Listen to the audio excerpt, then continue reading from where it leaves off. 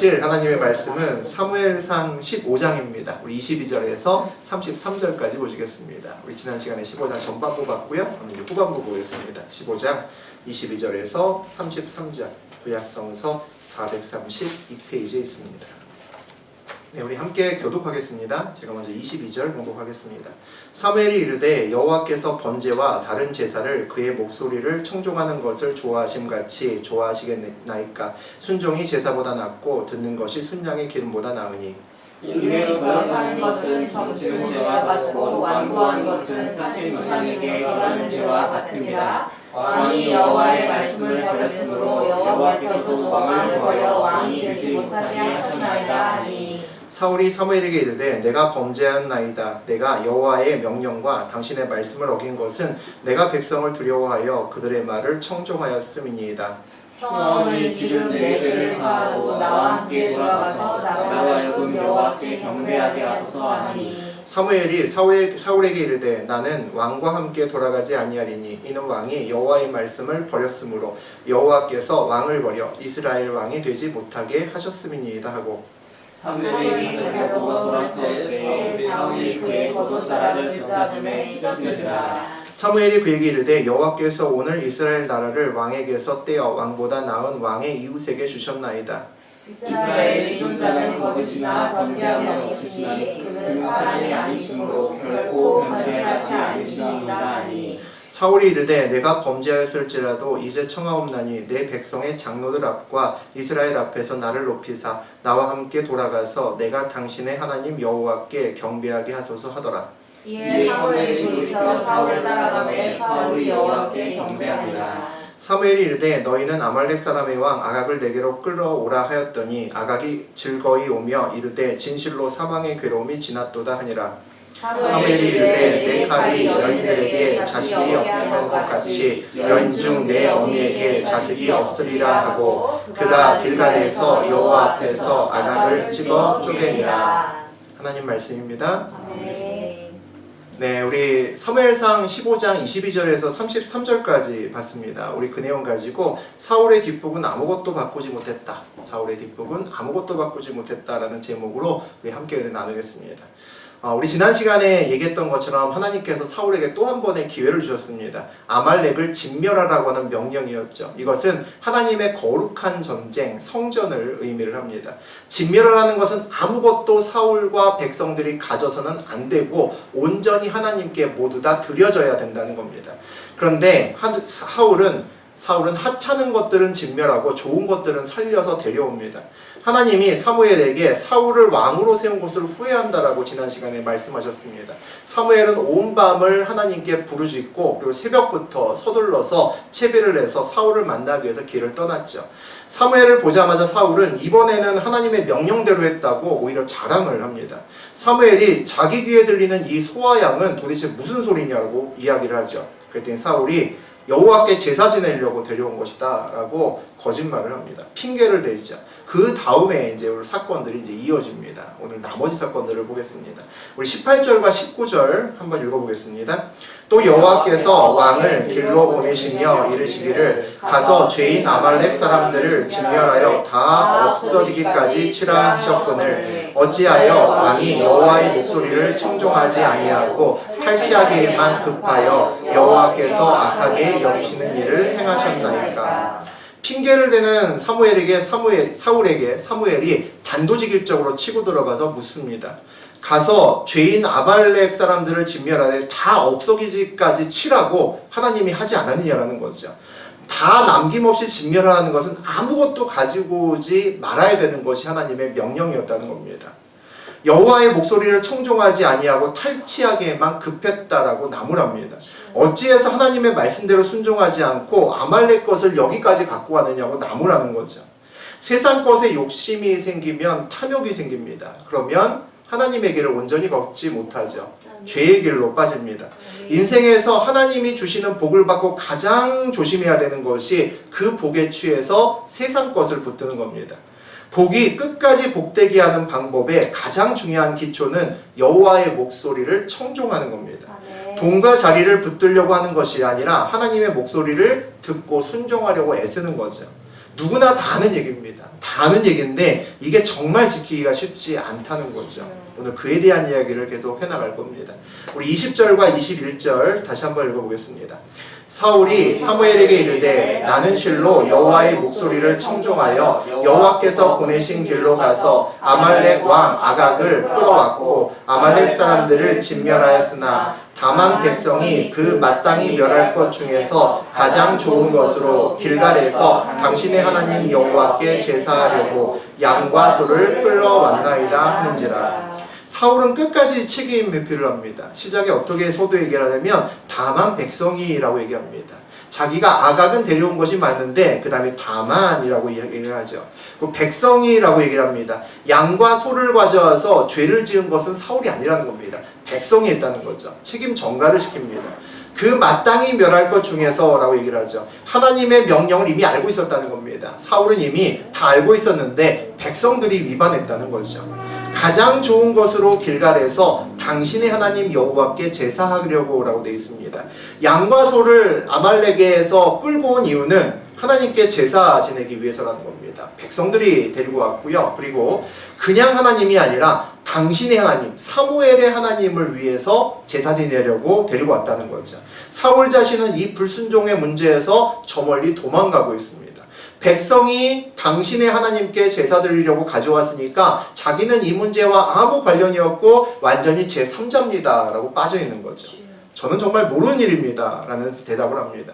누가 생각나십니까? 우리 TV에서 만나는 정치인들 생각나지 않으십니까? 끝까지 잡아댑니다. 어떠한 공격을 해도 우리 정치인들 나와서 또는 법정에 서서는 교묘한 말로 빠져나가죠. 사람에게 통할 수 있는 변명일지 모르지만 그 마음의 중심을 보시는 하나님께 입술로 변명하는 것이 무슨 의미가 있겠습니까? 거룩한 하나님의 전쟁은 하나님께서 책임지시는 전쟁이란 이야기입니다. 하나님께서 사울과 백성들을 데리고 나가신 겁니다. 사울과 백성이 나가고 하나님 도와주십시오 하는 전쟁이 아니라 성전은, 거룩한 전쟁은 하나님이 앞에서 먼저 치고 나가시는 전쟁입니다. 그러니까 100% 승리하는 전쟁인 거죠. 그래서 적을 진멸했다는 얘기는 완전히 퍼펙트한 전쟁을 얘기하는 거죠. 적을 완전히 쓸어버려서 아무도 살아갈 수 없게끔 대승을 거두는 겁니다. 그런 완벽한 전쟁임에도 아말렉과의 전쟁에서 그렇게 대승을 했음에도 그 전쟁의 기록은 굉장히 짧습니다. 우리 지난 시간에 7절, 15장 7절 딱 한 줄입니다. 사울이 하윌라로부터 에브방 술에 이르기까지 아말렉 사람을 치고 끝납니다. 무슨 얘기입니까? 하나님이 다 하셨다는 거죠. 이스라엘 백성들이 한 것이 없다는 겁니다. 전쟁은 그냥 편안하게 이겼다는 거죠. 사울은 편하게 전쟁을 이기고 하나님께서 명령하시는 것만 그대로 순종하면 끝나는 그런 아주 간단한 게임이었습니다. 하나님의 거룩한 전쟁은 사울에게 있어서는 선물이었죠. 하나님과의 깨진 관계를 회복할 수 있는 다시 시작점을 만들 수 있는 절호의 기회였습니다. 하나님의 사랑이었죠.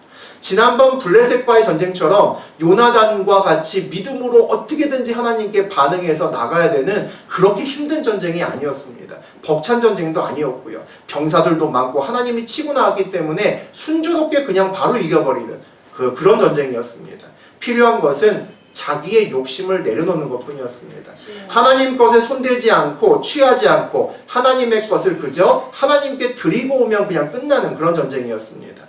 욕심만 버리면 하나님과의 관계 회복이 시작되는 계기가 되었을 텐데 사울은 그렇게 하지 못합니다.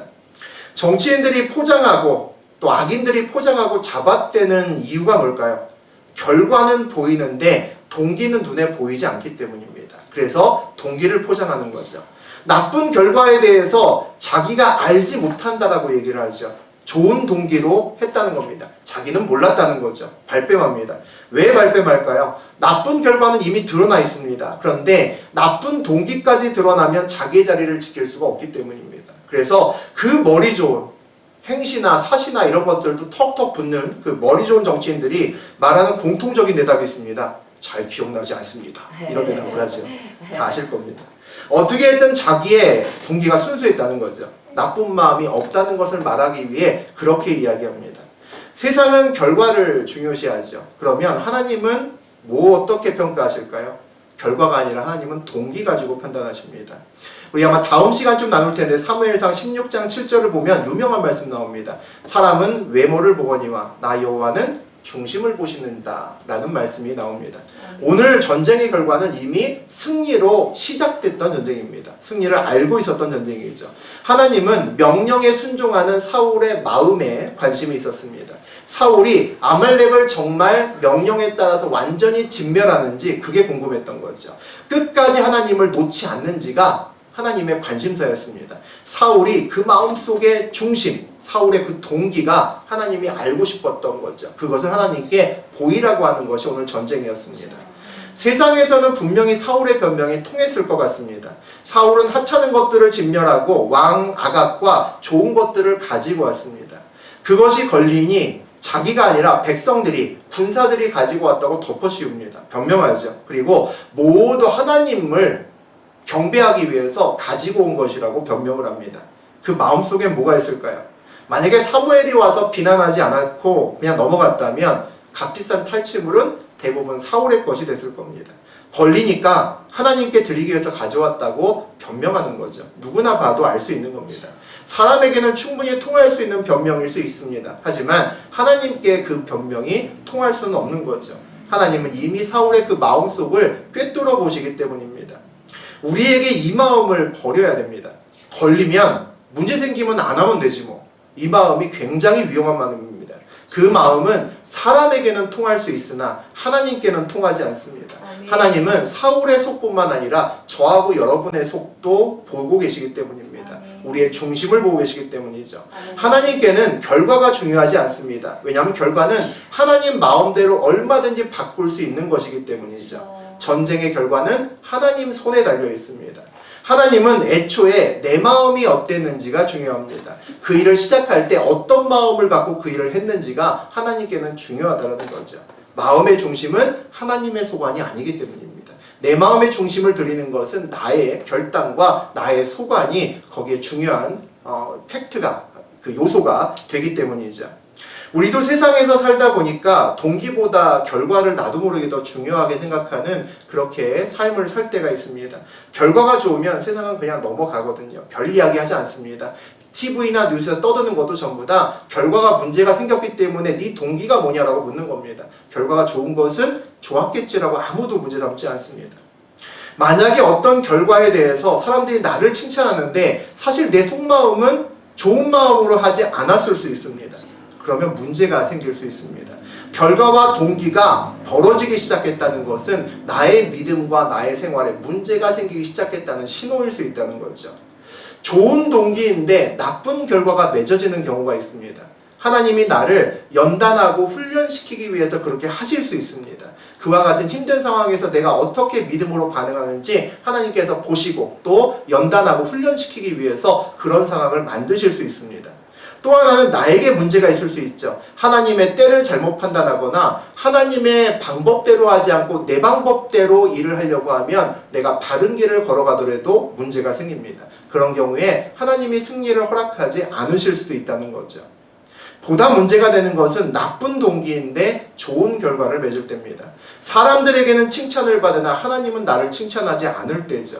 이때 좋은 결과라고 하는 것은 어떤 표현일까요? 사람들이 보기에 좋은 결과라는 겁니다. 나쁜 동기에 대한 결과는 하나님이 기뻐하지 않습니다. 하나님의 시각에서 보면 나쁜 동기에 좋은 결과는 있을 수 없습니다. 나쁜 동기는 항상 나쁜 결과입니다. 하나님은 동기를 보시기 때문이죠. 만약에 나쁜 동기를 해서 일을 하는데 계속 일이 잘 풀린다면 이건 정말 이상한 일인 겁니다. 내 삶에 문제가 생긴 거죠. 나의 악 때문에 하나님께서 나를 떠나셨을 수도 있습니다. 아니면 하나님이 은혜로 덮으시면서 내가 돌아오기를 기다리는 마지막 기간일 수도 있습니다. 그 시간이 지나가면 심판의 날이 오게 되는 거죠. 나쁜 동기에 좋은 결과가 온다. 이것은 나에게 굉장히 커다란 위기일 수 있습니다. 오늘 사울이 그런 때라는 거죠.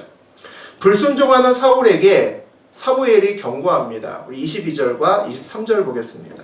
사무엘이 이르되 여호와께서 번제와 다른 제사를 그의 목소리를 청종하시는 것을 좋아하심같이 좋아하시겠나이까. 순종이 제사보다 낫고 듣는 것이 순양의 기름보다 나으니 이는 거역하는 것이 점치는 죄와 같고 완고한 것은 사신 우상에게 절하는 죄와 같음이라. 왕이 여호와의 말씀을 버렸으므로 여호와께서도 왕을 버려 왕이 되지 못하게 하셨나이다 하니, 여호와께서 번제와 다른 제사를 그의 목소리를 청종하는 것을 좋아하심같이 좋아하시겠나이까? 라고 묻습니다.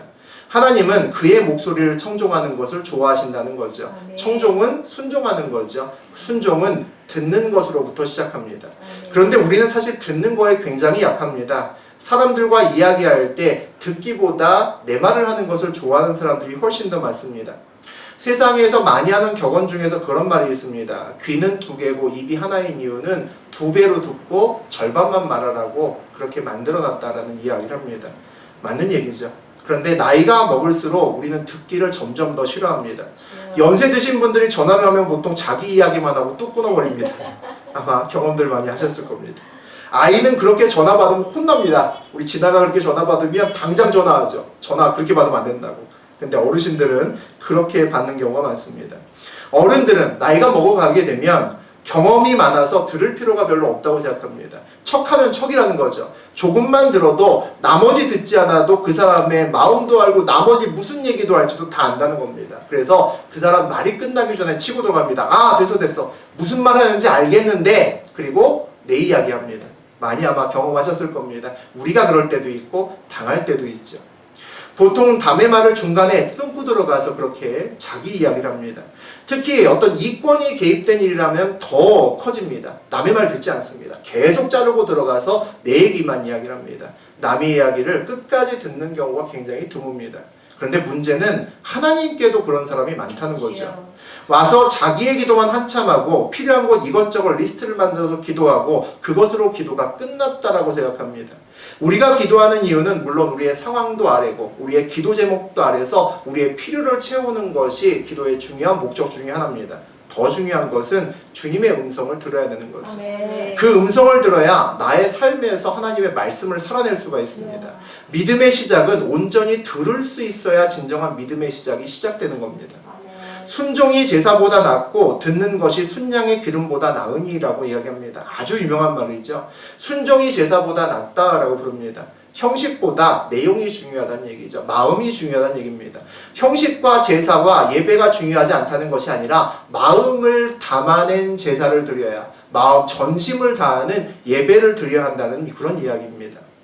이를 거역하는 것은 점치는 죄와 같고 우상에게 절하는 죄와 같다라고 사무엘이 이야기합니다. 순종을 거역하는 것, 듣는 것을 하지 않는 그런 예배는 점치는 것이라는 거죠. 우상에게 절하는 것이라는 겁니다. 왜일까요? 순종을 거역하는 것은 듣지 않는 예배를 얘기합니다. 나의 말과 나의 필요만 올리고 그러고 나오는 그것으로 끝나는 예배를 얘기하죠. 우리가 점을 칠 때 무당의 뜻은 중요하지 않습니다. 그리고 우리가 우상에게 절할 때 우상의 뜻도 중요하지 않습니다. 무당이나 우상에게 찾아가는 이유는 어떻게 내 기도를 들어줄 것인지 그 방법이 내가 중요한 겁니다. 그것을 알기 위해서 가는 것뿐이죠. 우리 예배에서 듣는 것이 빠지면 우리가 우상에게 절하거나 점치는 것과 다를 것이 없다라는 거죠. 오늘 사무엘이 사울에게 그런 얘기를 하는 겁니다. 내가 11조하고 감사헌금하고 헌신하고 또 성경금 많이 드리고 예배 다 출석해도 듣는 예배 드리지 않으면 우리의 예배도 사울의 예배와 별다름 없다는 겁니다. 사울도 하나님께 많이 드렸거든요. 기름진 것 많이 올렸습니다. 듣는 예배는 마음으로 드리는 예배를 얘기합니다. 마음으로 드리는 예배는 하나님을 사랑하는 사람만이 드릴 수 있는 그런 예배입니다. 하나님을 사랑할 수 있는 사람만 그 마음을 온전히 하나님께 드릴 수 있기 때문이죠. 어느새 우리도 마음을 드리기보다 순양의 기름을 드리는 예배에 더 익숙해져 있는지도 모르겠습니다. 순양의 기름을 드리면서 내 마음도 드렸다라고 착각하는 경우가 있는 것 같습니다. 왕이 여호와의 말씀을 버렸으므로라고 이야기를 하죠. 사울 왕이 하나님의 말씀을 버렸다는 것은 귀가 있지만 하나님의 말씀을 듣지 않는다는 겁니다. 말씀을 듣지만 그것을 생명처럼 붙들고 삶에서 살아내지 않는다는 거죠. 순종하지 않는다는 겁니다. 이미 사울의 귀는 닫혀 있고 그의 마음은 하나님이 아니라 다른 곳에 있다는 거죠. 우리 24절과 25절 보시겠습니다. 사울이 사무엘에게 이르되 내가 내가 범죄하였나이다. 내가 여호와의 명령과 당신의 말씀을 어긴 것은 내가 백성을 두려워하여 그들의 말을 청종하였음이니이다. 청하오니 지금 내 죄를 사하고 나와 함께 돌아가서 나로 하여금 여호와께 경배하게 하소서 하니. 사울은 자기의 죄가 뭔지 정확히 알고 있습니다. 고백하죠. 내가 범죄하였습니다. 내가 하나님보다 백성을 더 두려워해서 백성들의 말을 더 들었습니다. 잘못했습니다. 라고 이야기를 합니다. 죄를 고백하죠. 너무나 명확하게 뭐가 문제가 있는지 정확하게 짚어냅니다. 그 다음에 뭐라고 얘기를 하냐면 지금 내 죄를 사하고 나와 함께 돌아가서 나로 하여금 여호와께 경배하게 하소서라고 이야기를 합니다. 자기의 죄를 명확히 알고 있는 사울이 이상한 소리 하는 겁니다. 지금 죄를 사하고 경배하자는 거죠. 회개 없이 제사 드리자는 겁니다. 바쁘다는 거죠. 자기의 죄 지금 얘기했으니까 용서한 걸로 하고 가서 경배 드리자는 겁니다. 금요일에 나누었던 요나의 회개 없는 감사가 생각이 납니다. 지옥 체험을 하고 물고기 뱃속에서 하나님의 구원을 감사했던 요나. 정말 하나님께 감사하는 마음이 있었지만 얼핏 보면 좋은 기도 같았지만 그 기도에도 회개는 없었습니다. 그냥 밑도 끝도 없는 구원에 대한 감사였을 뿐이죠. 우리가 저지르기 아주 쉬운 실수이면서 해서는 절대 안 되는 그런 실수 중에 하나를 지금 이전에 요나도 또 지금 사울도 동일한 실수를 하고 있는 겁니다. 살아가는 사람 사이에도 우리도 비슷한 실수를 많이 하고 살아갑니다. 대표적인 그런 예가 있습니다. 저도 어렸을 때 이런 일을 당했고 여러분도 아마 당하셨을 겁니다. 혹시 부모가 돼서 동일하게 자식들에게 하셨을 수도 있습니다. 아버지가 다른 일 때문에 화가 많이 나 있습니다. 그런데 아이가 뭘 잘못한 걸 봅니다.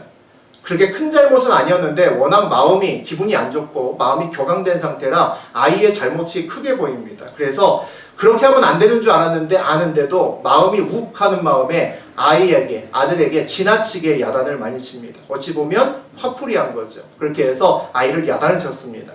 화가 가라앉고 나니까 아들에게 미안한 겁니다. 사실 그만한 잘못을 하지 않았던 거죠. 그렇게 죄를 짓지 않았던 겁니다. 그래서 미안한 마음이 듭니다. 그래서 시간이 좀 지난 다음에 아들에게 슬머니 다가갑니다. 아들, 뭐 갖고 싶은 거 없어? 먹고 싶은 거 없어? 그러는 거죠. 그날 아들은 가지고 싶었던 벼르고 벼렀던 게임기를 갑자기 받았고 맛있는 고기를 먹었습니다.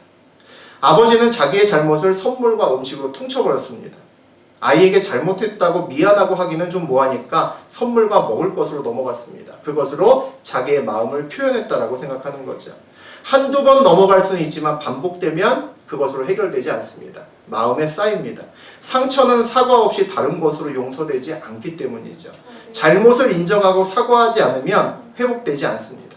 그런데 비슷한 행동을 우리도 주님께 합니다. 잘못하고도 사울처럼 철저하게 회개하지 않고 경배하고 넘어가려고 합니다. 회개 없이 감사헌금 드리고 회개 없이 봉사하고 나서 내가 열심히 최선을 다해서 무언가를 했기 때문에 하나님이 그것으로 덮으실 거라고 그리고 하나님의 은혜를 이야기를 합니다. 아주 위험한 생각이죠. 정성을 다해서 내가 무엇을 한 것과 죄를 지은 것과는 별개의 문제입니다. 죄를 지었으면 그것을 용서받는 방법은 나의 입술로 하나님께 고백하고 하나님의 용서를 내가 받아야 되는 거죠. 회개해야 되는 겁니다. 이것이 반복되면 하나님과 우리의 관계가 틀어지기 시작합니다. 사울과 하나님의 관계도 그것으로부터 틀어지기 시작하는 겁니다. 관계가 틀어지면 예배가 약해집니다. 경배는, 온전한 예배는 우리의 마음을 돌이키고 난 다음에만 가능한 겁니다. 돌이켜야 마음을 다 들여서 예배할 수 있기 때문이죠. 그래서 사울은 아무리 예배해도 하나님의 마음을 살 수가 없는 예배를 드리는 거죠. 26절에 보면 그런 내용이 나옵니다. 사무엘이 사울에게 이야기를 하죠. 왕이 여호와의 말씀을 버렸으므로 여호와께서 왕을 버렸다 라고 이제 최후 통첩을 다시 한번 이야기를 합니다. 이스라엘 왕이 이제 되지 못한다 라고 이야기를 하죠. 27절에서 29절을 보면 이제 그 이야기를 좀 더 확고하게 이야기를 합니다. 이제 마지막 기회였는데 놓쳤다라는 의미가 담겨져 있습니다. 얼마나 그 사울이 간절했으면 27절에서 돌아서려고 하는 사무엘의 겉옷을 잡습니다. 얼마나 세게 붙잡았든지 겉옷이 찢어질 정도로 붙잡았습니다. 정말 사정없이 너무 놀래서 붙잡았다는 거죠. 돌이키고 싶었다는 겁니다. 그런데 사무엘은 매정합니다. 28절, 29절에서 뭐라 그러냐면 오늘 이스라엘 나라를 왕에게서 떼어 왕보다 더 나은 왕의 이웃에게 주셨다. 왕의 근처에 어떤 사람에게 딴 사람에게 주셨다는 거죠. 29절에 지존자는 거짓이나 변개함이 없다라고 그러십니다. 사람이 아니기 때문에 한 번 결정하신 것은 다시 번복하지 않는다는 거죠. 이번이 마지막 기회였다는 겁니다. 사무엘은 단호합니다. 이번의 기회를 사울왕이 놓쳤기 때문에 더 이상 두 번 다시 기회는 없다라고 못을 박죠. 이것에 대한 사울의 답변을 보겠습니다. 우리 30절 함께 읽겠습니다. 사울이 이르되 내가 범죄하였을지라도 이제 청하옵나니 내 백성의 장로들 앞과 이스라엘 앞에서 나를 높이사 나와 함께 돌아가서 내가 당신의 하나님 여호와께 경배하게 하소서 하더라. 아까 백성들에게 죄를 넘길 때는 뭐라고 했냐면 내 백성이라고 안 했습니다. 백성들이 나는 알았는데 백성들이 양과 소를 가져왔네요 이렇게 얘기했습니다. 그런데 30절에는 뭐라고 합니까? 내 백성이라고 합니다. 내 백성의 장로들 앞과 이스라엘 앞에서 다 내 거라는 거죠. 그럼 바뀌었습니다.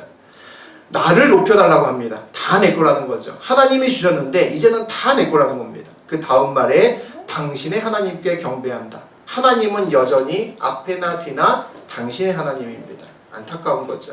백성과 세상은 내 것인데 하나님은 당신의 하나님께 고백하랍니다. 무슨 얘기입니까? 사무엘이 하나님께 좀 잘 얘기해서 자기 자리를 좀 보존시켜 달라고 지금 붙들고 애원하는 겁니다. 아무리 애원해봐야 소용없습니다. 회개는 아무도 대신해 줄 수 없는 겁니다. 아무리 믿음 좋은 사람도 다른 사람의 회개를 그와 그 대신에 해줄 수는 없다는 거죠. 하나님과의 관계의 벽도 다른 사람을 통해서는 완성되지 않습니다. 사람 사이도 마찬가지죠. 내가 무엇을 잘못했으면 그 사람에게 가서 잘못했다라고 용서를 빌어야 되는 겁니다. 다른 사람에게 부탁해서 네가 좀 가서 잘 얘기해서 용서받으라고 하면 절대 용서받을 수 없습니다. 이게 해결에 도움이 되지 않는 거죠. 어쩌다가 이렇게 됐을까요? 사울의 인생길에서 후회는 있어도 회개가 없었기 때문입니다. 사울은 오늘도 자기 죄를 위한 회개의 제단이 아니라 자기의 성공과 자리 보존을 위해서 계속 제단을 쌓으려고 합니다. 예배드리고 경배드리려고 하는 거죠. 그는 제단을 쌓으면 제물을 드리면 기름진 것을 올리고 경배를 드리고 찬양하면 그것으로 자기 죄를 덮을 수 있다라고 착각했던 것 같습니다. 그럼에도 불구하고 사무엘은 31절에서 보니까 그냥 예배를 드려줍니다. 그 다음에 32절, 33절 한번 같이 읽어보겠습니다. 사무엘이 이르되 너희는 아말렉 사람의 왕 아각을 내게로 끌어오라 하였더니 아각이 즐거이 오며 이르되 진실로 사망의 괴로움이 지났도다 하니라. 사무엘이 이르되 내 칼이 여인들에게 자식이 없게 한 것 같이 여인 중 내 어미에게 자식이 없으리라 하고 그가 길갈에서 여호와 앞에서 아각을 찍어 쪼개니라. 아각이 끌려오면서 아각이 끌려오면서 자기가 죽을 것을 전혀 몰랐던 것 같습니다. 올 때 즐거이 왔다라고 얘기를 합니다. 아, 이제 죽음의 공포에서 해결됐구나, 살아나겠구나 라고 생각했다는 거죠. 아마도 끌고 왔을 때부터 사울이 얘기했을 겁니다. 놓아줄 거라고 얘기했을 겁니다. 여호와 앞에서 아각을 찍어 쪼개니라 라고 되어 있습니다.